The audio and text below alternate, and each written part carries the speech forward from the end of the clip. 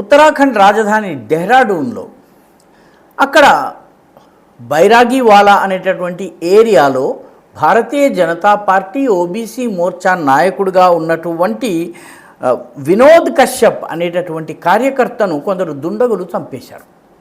అతనికి ఇమ్తియాజ్ అనేటటువంటి వ్యక్తికి మధ్య ఘర్షణ జరిగింది.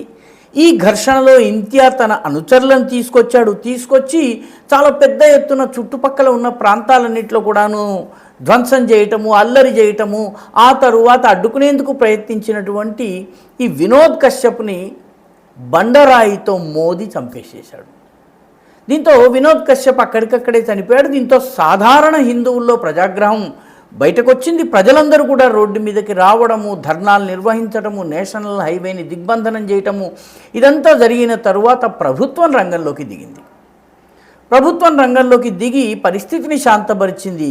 అయితే ఈ ఇమ్తియాజ్ అతని నలుగురు అనుచరులు ఎవరైతే ఈ హత్యకు పాల్పడ్డారో వాళ్ళు ప్రభుత్వ భూమి మీద అక్రమంగా ఇల్లు కట్టుకుని నివసిస్తున్నారు. వాళ్ళకి గతంలో అనేక నోటీసులు ఇవ్వడం జరిగింది.